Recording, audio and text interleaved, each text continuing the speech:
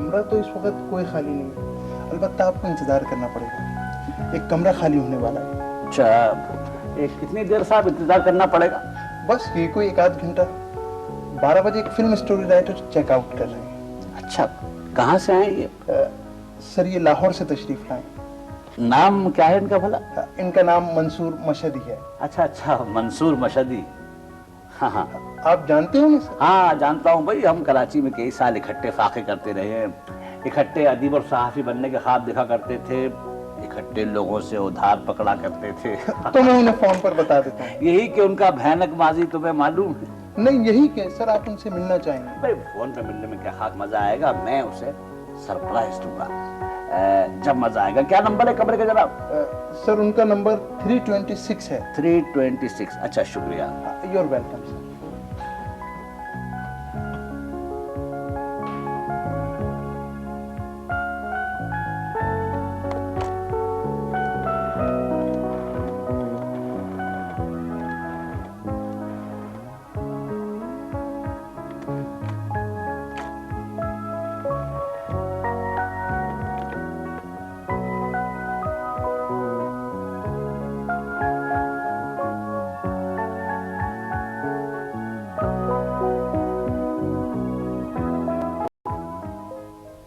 Scene शुरू करते हैं। जाना मर्दाना लिबास पहने हुए होटल से बाहर निकलती है, उसके हाथ में रिवॉल्वर है।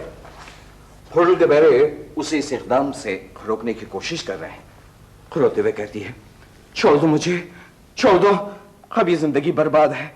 जब गुल खान इस दुनिया में नहीं रहा तो मैं जी कर क्या करूंगी? गुल खान, मैं आ रही हूं, मैं आ रही हूं गुल खान। मैंने जिस वफा की कसम खाई थी वो आज पूरी होगी। रिवॉल्वर कनपटी भी रखती है। कट करके हम होटल के दरवाजे से गुल खान को निकलते हुए दिखाते हैं, जो पैरों के साथ जद्दोजहद में मसरूफ है। गुल खान, ओ सालिमो, छोड़ दो मुझे, मुझे अपनी जिंदगी का खात्मा करने दो। जब शाहना इस दुनिया में नहीं रही तो मैं रहकर क्या करूंगा? हट जाओ, मुझे इस मौत को गले लगाने दो। मैं इस जिंदगी में क्या हासिल कर सका, लेकिन मरने के बाद उसे जरूर हासिल करूंगा। हमें जिंदगी ने जुदा किया है, लेकिन मौत के बाद हम जरूर एक दूसरे को पालेंगे। शाहाना, मैं आ रहा हूं। रिवॉल्वर कनपटी पे रखता है। कल करके हम दिखाते हैं कि शाहाना जौहर से गुलखान को देख रही है। कहती है, गुलखान रुक जाओ। वो कहता है, शाहाना। यहां हम सीन को एंड करते हैं और उसके बाद हम कम इन।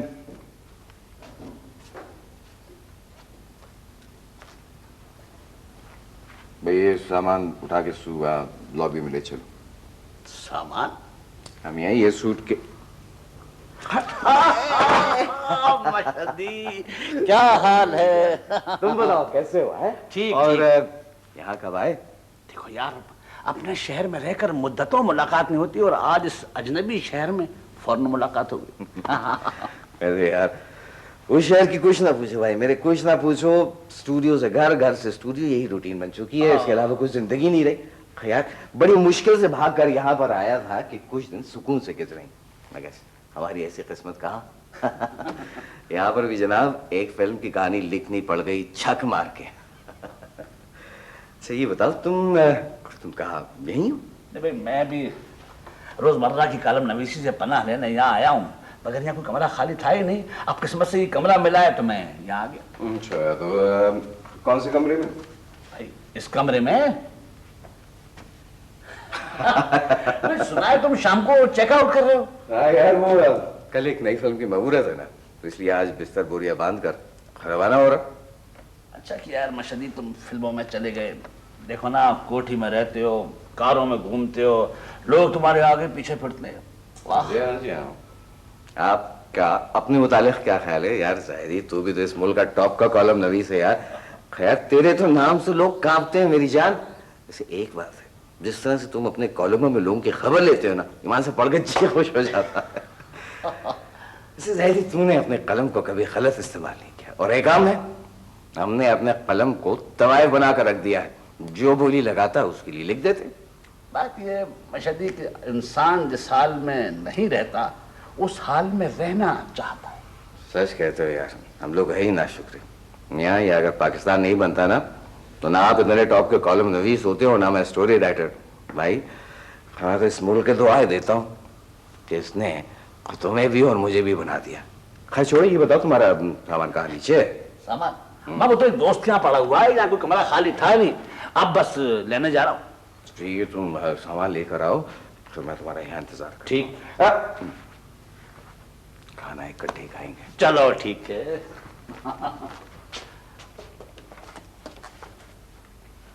जी लाहौर से एक फिल्म बनाने वाले आए हैं, वो किधर ठहरे हुए हैं? वो इसी होटल में ठहरे हुए हैं। अच्छा जी, तो उनको बता दें हम उनसे मिलना चाहते हैं। आप मिलना चाहती हैं उनसे? जी। अच्छा तो जरा इंतजार कीजिए।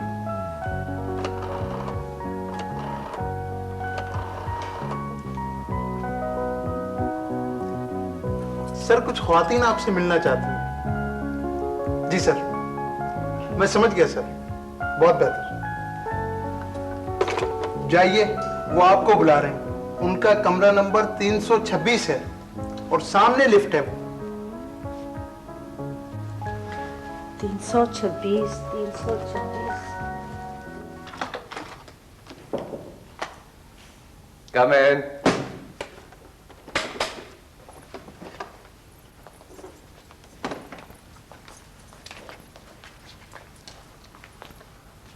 जी सलाम अलैकुम।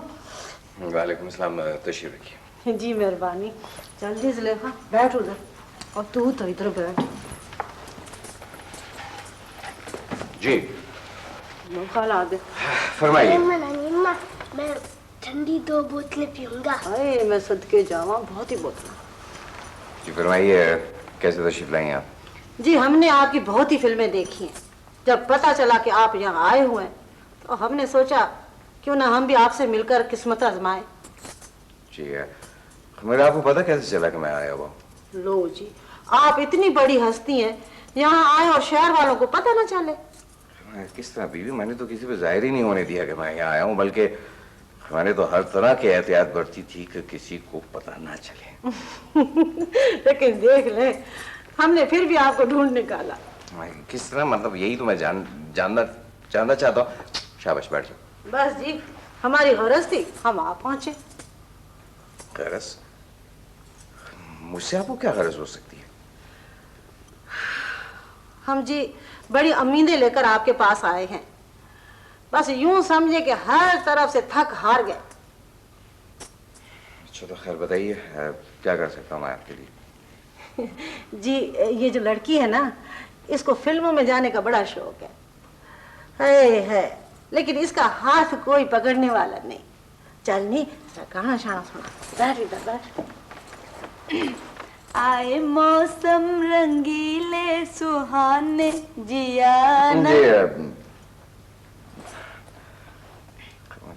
ये तो बहुत ही घरेलू और मासूम सी लड़की है, आप क्यों इसको नहीं जी, आपको क्या पता, ये तो तमाम दिन डायलॉग बोल बोल कर मेरा दिमाग चाटती रहती है। जब उठती है तो आहें भरती है, जब बैठती है तो गाना गाती है, और वीसीआर पर फिल्में देख देख कर इसने अपनी मत ही मार दी है। बस जी, अभी आप ही इसको सहारा देकर इसकी जिंदगी संवार सकते हैं। देखिए ना, कल पता है क्या कह रही थी मुझे? कह रही थी कि अगर मुझे मशहदी साहब ने भी ठुकरा दिया तो मैं जहर खाकर मर जाऊंगी। अब आप ही बताएं जनाब, अगर ये जहर खाकर मर जाएगी तो मेरे पास फिर क्या रहेगा? नहीं, मैं जानता हूँ कि आजकल नौजवान लड़कियां फिल्में देख देख कर अट्रैक्ट हो जाती हैं, लेकिन यकीन मानिए मैं आपको कभी ऐसा कोई मशवरा नहीं दूंगा। मैं जानता हूँ ये रास्ता बड़ा कठिन है। देखिए जी, आपने भी अगर इसका दिल बेचारी का तोड़ दिया तो ये किधर जाएगी? नीज़लेखा, उधर डायलॉग सुना दे। चल। कौन सा डायलॉग सुनाओ? हाय, ये भी मैं बताऊं? ना मेरा मतलब है, अगर इस बच्चे को बहुत शौक है ना तो आप ऐसा कीजिए कि इसको टेलीविजन ले जाइए। दफा दूर टेलीविजन ले जाइए। वो कंगले टेलीविजन वाले देते ही क्या है जी? फिल्मों में तो ये लाखों कमाएगी, लाखों। देखिए बीवी, मैं माफी चाहता हूँ। अगर ये है तो आप इसको किसी डायरेक्टर या प्रोड्यूसर से मिलवाइए। मैं कोई मदद नहीं कर सकता। मैं तो देखिए फकत एक कहानी नवीस हूँ। देखे ना जी, अगर आप किसी से कहेंगे तो आपसे कोई ना नहीं करेगा। आपसे कह तो चुका हूँ कि मैं आपकी कोई मदद नहीं कर सकता। आप मेरी बात क्यों नहीं समझती? आप खाना है मेरा और अपना वक्त जाया करिए और इस बच्चे को मना करिए प्लीज। ना कर पुत्र जी, आप तो बड़े सख्त मिजाज के बंदे मालूम होते हैं। सख्त मिजाज के? ये जब से बच्चे यहाँ पर आए मुस्तकिल मेरी आंखों में रोशनी फेंक रहा है। अब मेरी बर्दाश्त से बाहर हो गया, समझिए आप। माफ कीजिएगा, ये मंसूर मशहदी साहब ये किस कमरे में ठहरे हुए? सर इनका रूम नंबर 326 है। 326। अगर आपको जहमत ना हो तो आप फोन पर उनको बता देंगे कि एक फिल्म जर्नलिस्ट उनसे मिलने आए। जी बहुत बेहतर। हम तो आपसे तावन करने आए थे, लेकिन आपके तो मिजाज ही हमारे साथ नहीं मिलते।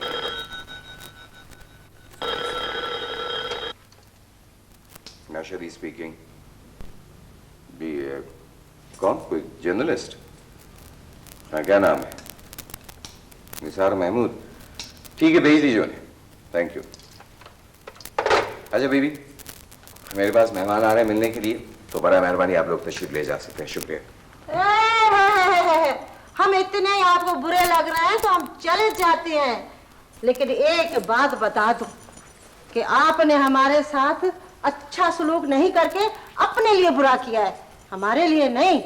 और हाँ, दूसरी बात बता दूं कि आप इखलाक के भी अच्छे बंदे नहीं हो। ठीक है, बहुत बहुत शुक्रिया। बड़ा आया कहानी नवीस। नानी अम्मा, मैं बोतल पी कर जाऊँ। बोतल पिएगा? तेरी नानी ने भी जिंदगी में बोतल पी थी। चल बाहर निकल।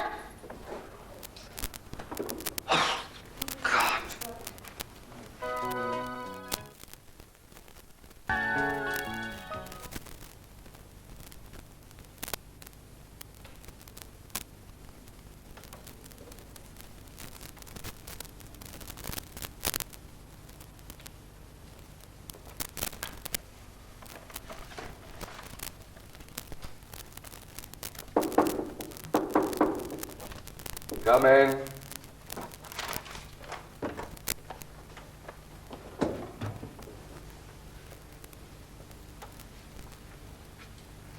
आइए, तशरीफ रखिए। आप मेरा इंटरव्यू लेना चाहते हैं ना? जी नहीं, मैंने रिसेप्शन पर झूठ कह दिया था। दरअसल आप जैसे नामी गिरामी फिल्म राइटर तक पहुंचने के लिए बस मुझे ये बहाना बनाना पड़ा। तो फिर आप मुझसे क्या चाहते हैं? बस आप थोड़ा सा वक्त मेरे लिए निकाल लें, मैं आपका तमाम उम्र एहसानमंद रहूंगा। ठीक है, जो कुछ कहना है जल्दी जल्दी कह दीजिए, मैं बहुत जल्दी में।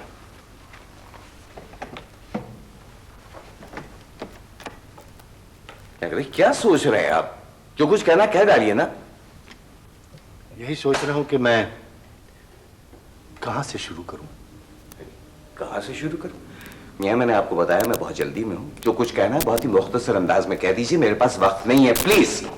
शदी साहब, आप इस मुल्क के सफ़े अव्वल के अदीब हैं। आप एक फिल्म की कहानी लिखने के 1 लाख रुपए वसूल करते हैं। आपका नाम फिल्म की कामयाबी की जमानत समझा जाता है। आपकी मांग है, लेकिन शायद आप इस कामयाबी की मंजिल को पाने के बाद ये भूल गए कि इसी मुल्क में कुछ ऐसे लोग भी बसते हैं जो हैं तो टैलेंटेड जरूर और लिखने की सलाहियत भी रखते हैं, लेकिन उनको कोई मुंह नहीं लगाता। उनके अंदर भी जज्बात हैं, वो तड़प रहे हैं, वो बाहर आना चाहते हैं। मैंने आपको कह दिया था कि मेरे पास ये सब कुछ सुनने के लिए वक्त नहीं है, प्लीज। शदी साहब, मैं कोई उल्टा सीधा आदमी नहीं हूं। मैंने फलसफे में MA किया है। मैं किसी बड़े से बड़े कॉलेज का प्रोफेसर लग सकता था। मैं बड़े से बड़ा सरकारी ओहदा हासिल कर सकता था। मैं कमिश्नर लग सकता था। लेकिन मैं तो सिर्फ राइटर और सिर्फ एक राइटर बनना चाहता था। मैं चाहता था कि अपनी रोजी मैं अपने कलम के जरिए कमाऊं। मैं चाहता था कि मैं इंसानी जहनों में इनकलाब लाऊं, क्योंकि मुझे पैदा इसीलिए किया गया था। मैं इसके अलावा किसी मादी कामयाबी के पीछे नहीं भागा। मुझे डर था कि कहीं मेरा खुदा जिसने मुझे ये तमाम सलाहियतें दी हैं मुझसे नाराज ना। अच्छा प्लीज, बस बहुत हो गया, मेरे पास बिल्कुल वक्त नहीं है, प्लीज। शदी साहब, मेरा दिल न तोड़िए। मेरा दिल तो पहले ही बहुत टूटा हुआ है, हर तरफ से टूटा हुआ है। मैंने शाहकार नावल तक लिख किए, लेकिन किसी पब्लिशर ने उनको छापने की जरूरत गवारा नहीं की। उन सब ने मेरा दिल तोड़ा। मैंने ड्रामे लिखे, मारकतु लाला स्टेज ड्रामे, किसी स्टेज प्रोड्यूसर ने उनको स्टेज की हवा नहीं लगी, उन्होंने मेरा दिल तोड़ा। मैंने टेलीविजन के लिए सीरियल लिखे, लेकिन टेलीविजन के नाखुदाओं ने उन्हें पढ़ने तक की जहमत गवारा नहीं की, उन्होंने मेरा दिल तोड़ा। मैंने फिल्मी कहानियां लिखी, लेकिन किसी प्रोड्यूसर के पास उनको सुनने का वक्त नहीं था। मेरा दिल टूट टूट के बिखर चुका है माशदी साहब। मैं वीरान हो चुका हूं, मैं बर्बाद हो चुका हूं। आप यकीन कीजिए कि नाउमीदियों ने मुझे अब तो इंसान भी नहीं रहने दिया। मैं वो कुछ नहीं बन सका जो मैं बनना चाहता था। मैं चाहता तो टॉल्स्टॉय बन सकता था, चेकोव बन सकता था, वॉल्टेयर बन सकता था, रूसो बन सकता था, सादत हसन मंटो बन सकता था। मैं आपका हम असर बन सकता था। मगर इसमें मेरा तो कोई कसूर नहीं है ना भाई, है? तो तुम मुझे क्यों परेशान कर रहे हो? क्यों मुझे सजा दे रहे हो? 2 दिन हो गए, मैंने कुछ नहीं खाया। मैं चलता हूं तो मेरे सर में चक्कर आते हैं। मुझे ऐसा लगता है कि जैसे इस दुनिया को मेरी कोई जरूरत नहीं, जैसे मैं इस जमीन पर एक बोझ हूं। अच्छा, तुम इतने ही परेशान हो तो ये लो। ये थोड़े से पैसे हैं, इसको मदद समझ के ना हकीर सी रख लो। ये क्या कर रहे हैं आप? ये क्या कर रहे हैं आप? How dare you! आप मुझे ह्यूमिलिएट कर रहे हैं, मुझे, अपने एक हमअसर को। I am not a beggar, how dare you! अरे भाई क्या हो गया? मैं तो तुम्हारी मदद करना चाह रहा था। ओह, अब तो मेरा सारी इंसानियत से एतमाद उठ चुका। Oh God! Oh God! Enough is enough! No more of it! No more of it! No more of it! अरे No more of it! ये क्या कर रहे हो तुम? आप लोगों ने जिस बस्ती में मुझे धकेल दिया है, वहां मशहदी साहब यही करते हैं। For God's sake, please! For God's sake, don't move! Sit down! Sit down! हिलने की कोशिश मत करना। ओह, हिलने की कोशिश न करना। अब मुझे मौत इस कमरे में इधर से उधर, उधर से इधर घूमती हुई नजर आ रही है। मशहदी साहब, आपको भी मौत नजर आती है? देखो, मैंने तो तुम्हें कोई नुकसान नहीं पहुंचाया ना, तो तुम मुझे क्यों सजा दे रहे हो? मैं सजा दे रहा हूं आपको? ना ना ना ना, ना, ना। सजा मैं अपने आप को दे रहा हूं। इस गोली का निशाना आप नहीं बनेंगे, इस गोली का निशाना मैं बनूंगा, मैं। तो इससे क्या फायदा होगा तुम्हें? इससे मुझे रिकॉग्निशन मिलेगी। जब इस कमरे में मैं इस गोली से अपना भेजा उड़ाऊंगा तो ये एक नेशनल स्कैंडल बनेगा। यही काम मैं किसी और कमरे में, किसी और जगह करता तो अखबार में एक इतनी छोटी सी न्यूज आती कि एक नौजवान ने बेरोजगारी से तंग आकर के खुदकुशी कर ली। यहां इसका पूरे मुल्क में चर्चा होगा कि एक मुसन्निफ और अदीब ने अपनी गुमनामी से तंग आकर के मौत को लब्बैक कहा। फिर लोग मेरी तहरीरों को ढूंढेंगे, मेरा मजार तामीर होगा, मेरी चीजें तलाश की जाएंगी। समझ रहे हैं आप? तमाम चीजें मेरी तलाश की जाएंगी। मुझे बाद अज़ मर्ग के अवार्ड्स मिलेंगे, बड़े बड़े अवार्ड्स। मेरी अफसाने, नावल, ड्रामे धड़ाधड़ प्रेस की मशीनों से खटाक खटाक खटाक खटाक निकलना शुरू होंगे और मैं मुल्क गिर शोहरत का मालिक बन जाऊंगा। मगर कैसा है? सही है, मगर ये खुशी तुमको अपनी जिंदगी में तो हासिल नहीं हुई ना। जिंदगी में जो हासिल होना था वो तो आपके सामने। उसका मतलब है तुमने शिकस्त मान ली है। नहीं, ये तो बुज़दिली है। आप कामयाब लोग हैं ना, इसलिए इसे बुज़दिली समझते हैं। मियाँ, कामयाब लोग रातों रात नहीं बन जाते। अब मेरी मिसाल लो। देखो, मैं एक बहुत मामूली दर्जे का आदमी था, मेरी तालीम भी बहुत वाजिबी थी, मैंने तो बीए भी नहीं पास किया। हमारे मुझे एक धुन थी कि मैं किसी न किसी तरह से एक आला दर्जे का अदीब बन जाऊं। सो मैंने लिखना शुरू कर दिया। मैं अखबारों में लिखता रहा, रिसालों में लिखता रहा, किताबों में लिखता रहा, और मुझे कोई मुआवजा भी नहीं मिलता था, बस मुझे एक तस्कीन होती थी। तुम्हें यकीन आएगा, मैंने कई साल तक 2 वक्त की रोटी भी नहीं खाई है। मैं नहायती गंदे इलाकों में, कसमा पुरसी के आलम में सस्ते कमरों में रहता था, मगर मैं लिखता रहा, और एक दिन फिर मेरी एक लिखी हुई कहानी शाये हुई। एक फिल्म प्रोड्यूसर ढूंढता निकला और मेरे घर पहुंच गया, और उसने वो कहानी अपनी फिल्म के लिए मुझसे खरीद ली। फिल्म कामयाब हो गई निसार मियां, और यूं मैं मायूसियों के अंधेरे से निकलकर कामयाबी की चमकती दुनिया में चला आया। समझे? देखो भाई, कोई अदीब एक दिन में कामयाब नहीं बनता है। ये टॉलस्टॉय, ये सादत हसन मिंटू, ये सब एक दिन में कामयाब नहीं बने थे। तो मैं कब एक दिन में बनना चाहता हूं। तुम किसी भी बड़े अदीब फनकार की मिसाल ले लो, वो सब इसी दौर से गुजरे। तुम मानो, अर्नेस्ट हेमिंगवे एक नहायती मामूली ट्रक ड्राइवर था, एंथोनी क्विन एक मजदूर था, मगर इन लोगों में एक बात थी कि वो सब के सब अपने मुस्तकबिल से कभी मायूस नहीं होते थे। उनको बड़ी उम्मीद होती थी। तो भाई, तुम क्यों मायूस होते हो? समझो कि अगर तुम यहां से कामयाब और जिंदा अपने घर वापस पहुंचो, तो क्या पता कामयाबी तुम्हारे दरवाजे पर दस्तक देने खड़ी हो, हैं? ये मायूसियों के अंधेरे छट गए हो, कामयाबी का सूरज तुलू हो चुका हो। मर्शदी साहब, सूरज ने मेरे घर आना जाना छोड़ दिया है, और मैं भी उसकी तलाश से अब बहुत थक चुका हूं। नहीं निसार, इतनी जल्दी मायूस नहीं होते हैं। तुम खुद को ना एक और मौका देकर देखो। मुझे यकीन है कि खुदा तुम्हारा हाथ जरूर थामेगा। हाँ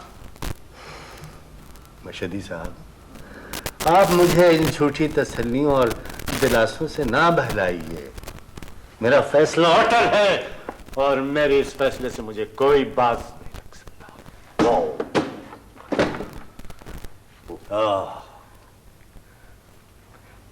सुनो, अब तो मेरी दुखों का मरहम बस यही एक पिस्तौल रह गया।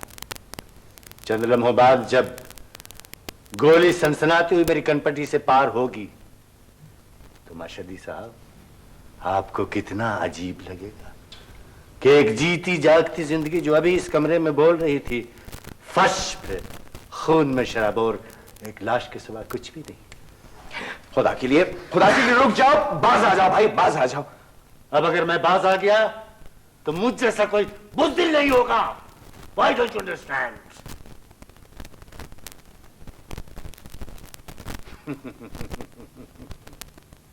आप सोचते तो होंगे कि इतना कीमती पिस्तौल मेरे हाथ कैसे लग गया। यह भी एक कहानी। आज से चंद साल पहले मेरे एक चचा, अल्लाह गरीक रहमत करे उनको, उनका एक खत आया मेरे पास कि वो बिस्तर मर्ग पे हैं और मुझसे वो फौरन मिलना चाहते हैं। मेरे पास तो रेल की टिकट का किराया भी नहीं था। मेरे एक दोस्त ने जाके कहीं से भाग दौड़ करके एक हवाई जहाज का टिकट खरीदा और लाके मेरे हाथ में पकड़ा दिया। मैं उनके पास पहुंचा, वो बिस्तर मर्ग पे आखिरी सांस ले रहे थे। मुझे देखा उन्होंने, हाथ फैलाया, मैं उनके गोद में गिर गया। वो रोते हुए बोले, बेटा, मैंने तेरे लिए जिंदगी में कुछ नहीं किया, मुझे बड़ा अफसोस है, तू मुझे माफ कर दे। मैं तुझे अपनी ये एक आखिरी निशानी देना चाहता हूं। उन्होंने तकिया उल्टा उसके नीचे से ये पिस्तौल निकाला और मेरे हवाले करते हुए कहा, बेटा ये मेरी आखिरी निशानी है, संभाल के रखना, शायद ये किसी दिन तेरे काम आए। ये पिस्तौल अगर उनकी निशानी है तो उसका तकद्दुस तो पामाल ना कीजिए। हमें मतलब है कि उनकी रूह को बड़ी तकलीफ होगी, वो बहुत परेशान होगी।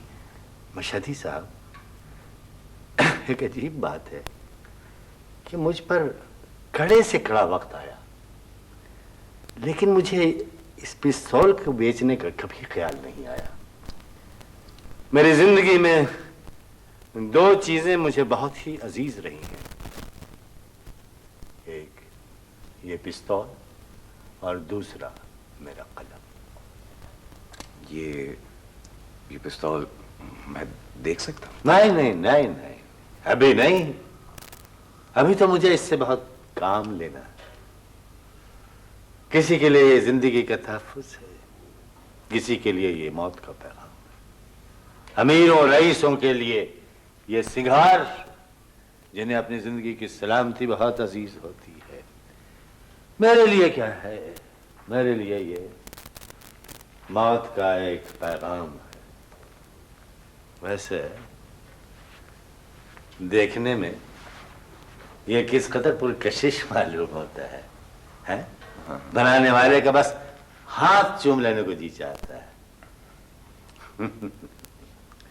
इसमें 5 गोलियां भाई एक वक्त आ जाती हैं, और जब ये चलता है, जब ये चलता है, तो कोई आवाज नहीं, बड़े सुकून से, बड़े इत्मीनान से। ये उन घटिया मेघ के पिस्तौलों में से नहीं है जो चलते हैं तो सारा घर सर पर उठा लेते हैं। नहीं, ये वो चीज नहीं। और किस कदर मुतनासिब है, ना बहुत ज्यादा बड़ा ना बहुत ज्यादा छोटा। और हाथों में देखिए जरा, कोई बोझ नहीं। खैर, अब मैं और आपका वक्त जाया नहीं करना चाहता। वैसे भी आप जरा जल्दी में हो। नहीं नहीं, मैं सुनो, मैं कोई जल्दी में नहीं हूँ भाई। मैं जल्दी में हूँ। तजवीज आई है, अगर आप पसंद करें तो। क्या तजवीज? अगर ये पिस्तौल आप मुझे बेच दें तो कैसा रहेगा? बेच दूं? ओ, बेच दूं तो फिर मेरे पास क्या रह जाएगा? भाई, इससे जो तुम्हें रकम मिलेगी ना, है, तो तुम उससे अपने कोई नॉवल, कोई किताब शाये कर सकते हो खुद, और इस तरह से तुम अदबी हल्कों में मारूफ भी हो जाओगे, समझे? और क्या पता वो किताब तुम्हारी इतनी मकबूल हो जाए कि तुम्हें कई उसके एडिशन शाये करने पड़े। और अगर ये तजुर्बा नाकाम हुआ तो फिर तो मेरे पास खुदकुशी करने के लिए पिस्तौल भी नहीं रह जाए। और आप इस तहजीब याफ्ता दौर में मैं गले में फंदा लगा के सीलिंग फैन से तो लटकने से रहा ना। सुनो तो, देखो, अपनी कामयाबी से तुम इस कदर मायूस क्यों हो जाते हो? मैं इसे कहाँ बेचूं? मैं खरीदने को तैयार हूं। आप? हाँ, दरअसल बात यह है कि मैं काफी अरसे से एक पिस्तौल खरीदना चाह रहा था, वो लेकिन स्टूडियो से घर आते हुए रास्ते सुनसान होते हैं, और आजकल आपको तो पता है ये अगवा और दहशतगर्दी का केस किस कदर आम है। तो ऐसी सूरत में मेरे पास एक पिस्तौल का होना वैसे भी बहुत जरूरी है। अगर आप चाहें तो मैं इसके 5000 देने को तैयार हूं। 5000 इस पिस्तौल की? इसके? नहीं नहीं, तो आप 8000 ले लीजिए, और सुनिए, रकम कैश मिलेगी।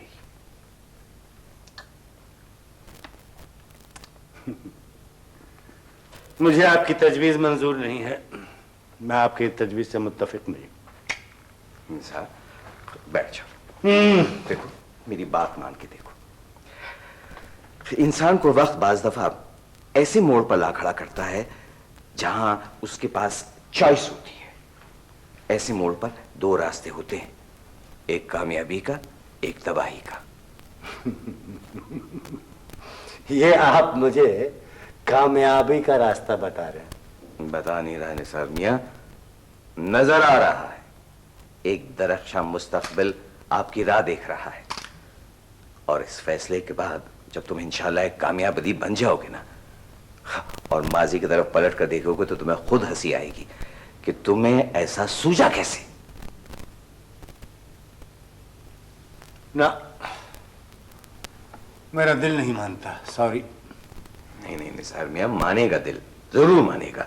जब तुम्हारी जेब में रकम आ जाएगी ना तो तुम्हारे अंदर खुद ब खुद एक एतमाद पैदा हो जाएगा, तुम एक अज़्म के मालिक बन जाओगे। आपने सोच का दरवाजा तो खोल दिया है, लेकिन मेरी हिम्मत नहीं होती उस तरफ बढ़ने की। साथ तो हिम्मत पैदा करो ना। मेरी तो सारी हिम्मतें बस इस पिस्तौल में जमा हो गई। निसार, ये तो लोहे का ढला हुआ एक महज टुकड़ा है। इंसान का जहन इससे कहीं ज्यादा अजीम, कहीं ज्यादा ताकतवर होता है, और तुम एक अजीम जहन के मालिक हो। अपने ऐसे अजीम जहन से सोच सकते हो, लिख सकते हो। इसे एक गोली से उड़ा देना तो एक अजीम अलमिया बन जाएगा। क्या आप वाकई ऐसा सोचते हैं? वैसे सोचता नहीं हूं, मुझे यकीन है, कामिल यकीन है। पर मैं क्या करूं, मुझसे कोई फैसला नहीं हो पा रहा है। बैठो बैठो। मैं कमजोर पड़ता जा रहा हूं। सुन,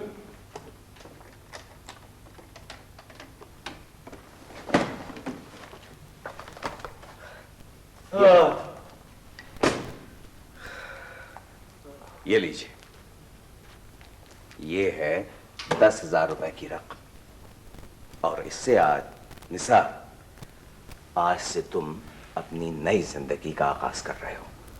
आज से नहीं बल्कि अभी से। ये लो। वाकई आज मान गया मैं आपको। आप बहुत बड़े राइटर हैं। आपने एक लख्त मेरी सोच का धारा पलट दी।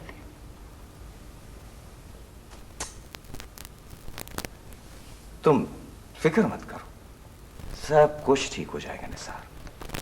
दिल छोटा नहीं करता। शाबाश, रिलैक्स हो जाओ, हालात बदल जाएंगे इंशाल्लाह। Everything will be alright. मुझे कभी यकीन नहीं था इतना कमजोर हो जाऊंगा, मैं इतना गिर जाऊंगा।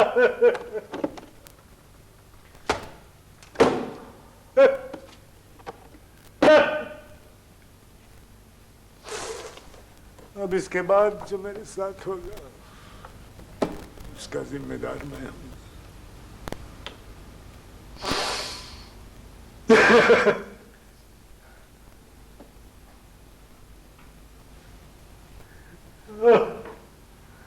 लानत है इस जिंदगी पर।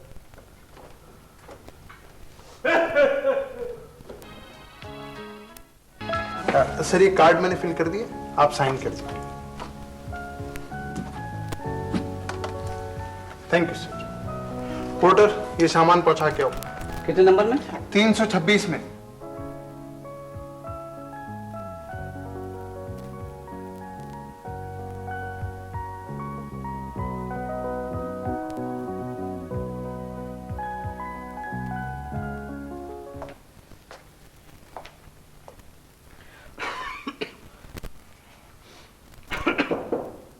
यार कौन है अब? कौन जाहिदी? अच्छा, अरे यहाँ जाहिदी, 1 मिनट आया।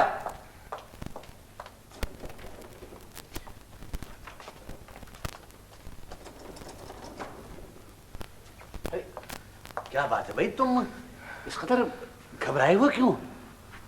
यार जाहिदी, मत पूछो, तुम्हारे जाने के बाद जो मेरे साथ हुआ है यार, खुदा की कसम नाइटमेयर से कम नहीं था। आखिर हुआ क्या यार? तुम्हारा चेहरा तो बिल्कुल जर्द हो रहा है। यार, तुम्हारे जाने के बाद मुझसे एक शख्स मिलने आया था, एक एंग्री यंग मैन। और वो अपने आप को एक नाकाम अदीम और दानिश्वर समझता था।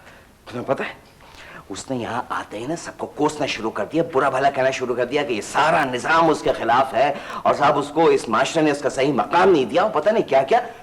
और यह कहा ब्रीफ केस खोल, पिस्तौल निकाल, खुदकशी की धमकी दी।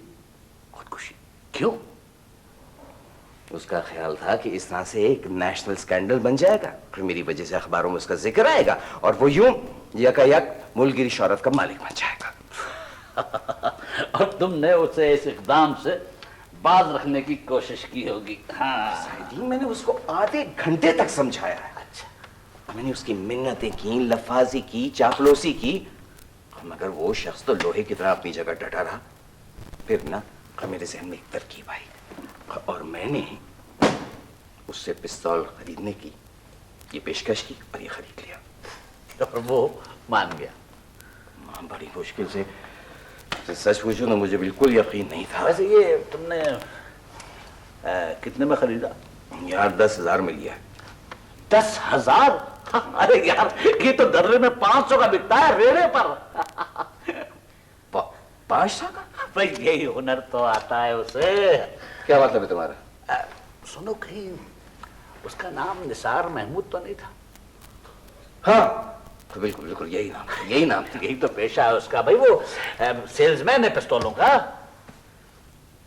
तुम उसको जानते हो? नहीं खैर मैं खुद तो उससे वाकिफ नहीं हूँ, लेकिन वो इससे पहले मेरे एक दोस्त के साथ कुछ इसी तरह का चक्कर कर चुका है। अब बिल्कुल कुछ इसी तरह का वाकया पेश आया था। मगर एक बात है कि वो इस किस्म का ड्रामा करता बड़े इंपॉर्टेंट और पढ़े लिखे लोगों के साथ। इसका मतलब है कि वो फ्रॉड था।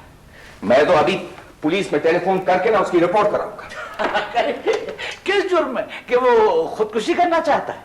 नहीं यार, धोखा नहीं के जुर्म में। तो उसने तुम्हें कोई धोखा नहीं दिया, तुमने मजबूर करके उसका पिस्तौल खरीदा है, वरना वो बेचने पर राजी नहीं था। तुम भी कमाल करते हो ज़ाहिदी, नहीं तुम उसकी साइड ले रहे हो।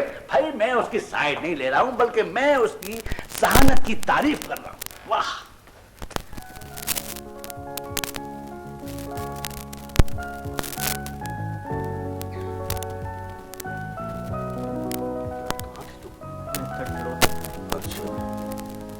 सर आपका काम हो गया था? काम बहुत सही का हो गया। ऐसा करो, ये रखो। Thank you sir. आज लाहौर से एक साहब और आए हैं, अभी थोड़ी देर पहले चेक इन किया। कौन सा? कोई जाहिदी साहब हैं। कोई जाहिदी साहब? अभी ये तो बहुत मशहूर कलम नवीस है, इरफान जाहिदी। अच्छा जी, ये किस कमरे में ठहरे हुए हैं? उसी कमरे में जी। उसी में? अच्छा, ये कमरा तो बड़ा लकी जा रहा है। बस उनकी किस्मत है जी।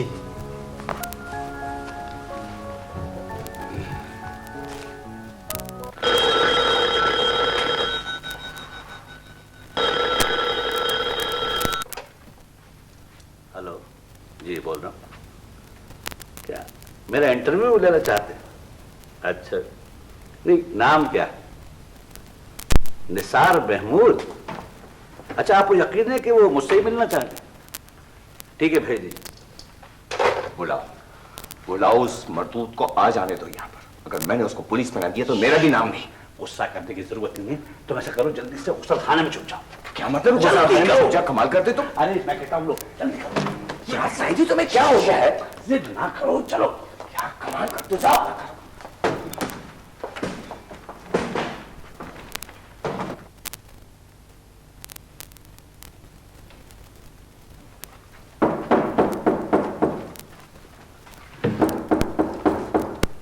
Come in.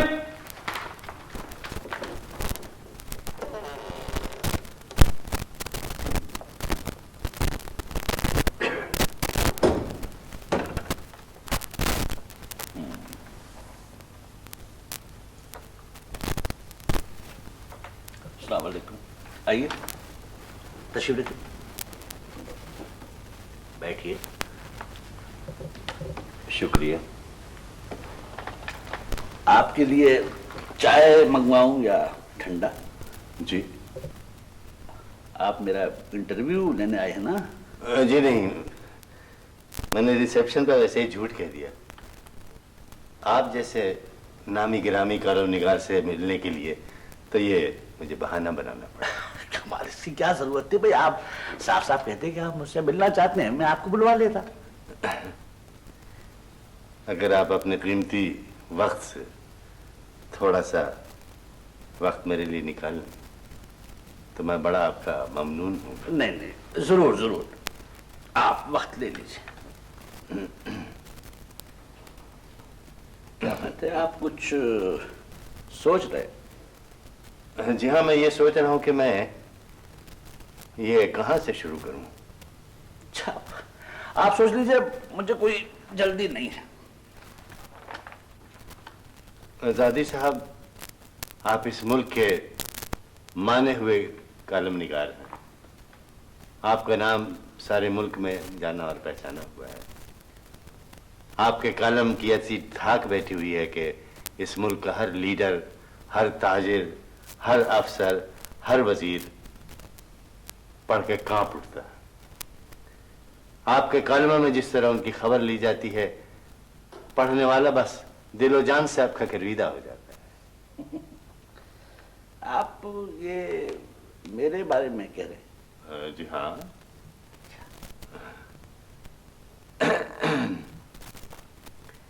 लेकिन इस कामयाबी की मंजिल तक पहुंचने के बाद शायद अफसोस की बात है कि आपको ये एहसास नहीं है कि आपके ही मुल्क में चंद ऐसे टैलेंटेड लोग मौजूद हैं जिनके पास लिखने की सलाहियत तो मौजूद है, लेकिन उनको कोई मुंह नहीं लगाता। उनके अंदर भी जज्बात हैं जो अपना इजहार मांगते हैं।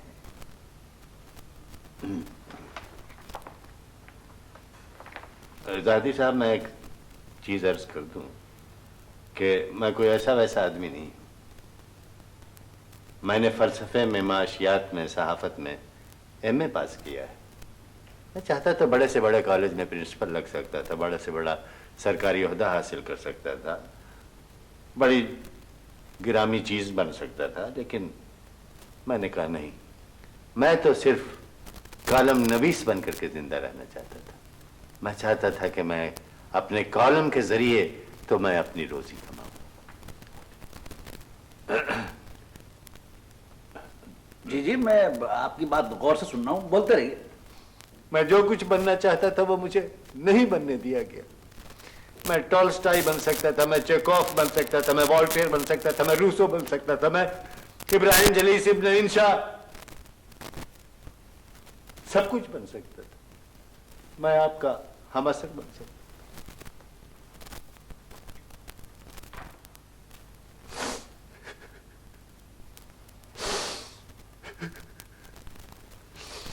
आज 2 दिन हो गए मैंने खाना नहीं खाया। मैं चलता हूं तो मेरी आंखों के सामने अंधेरा छा जाता, मेरे कदम डगमगाने लगते। मुझे ऐसा लगता है जैसे इस दुनिया को मेरी कोई जरूरत नहीं है। मैं जमीन पर मास एक बोझ हूं। नहीं भाई, अगर आपके हालात ऐसे हैं तो मेरी तरफ से ये हकीर रकम हाजिर है, लीजिए।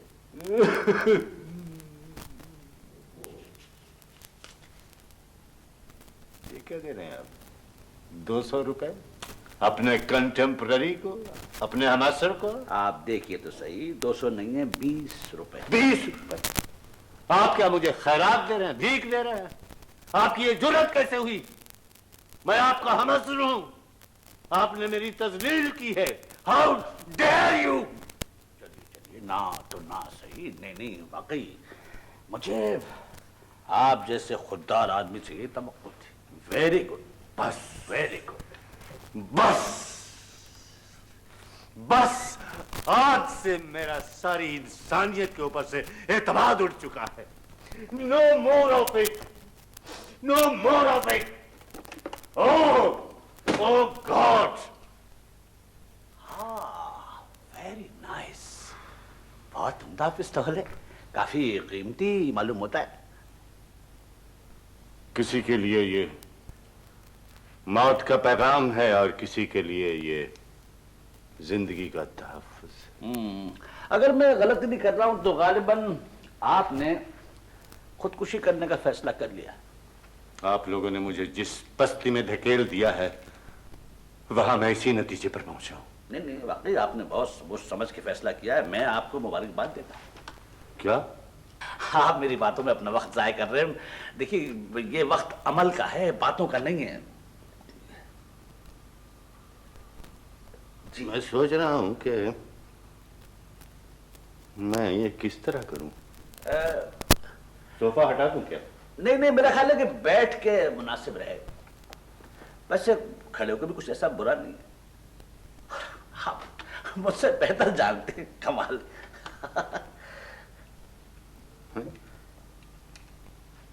भाई इसे क्या हो गया भाई? भाई इसे क्या होना है, इसे तो बस एक हल्का सा इशारा चाहिए होता है, बाकी काम तो ये खुद ही कर लेता है।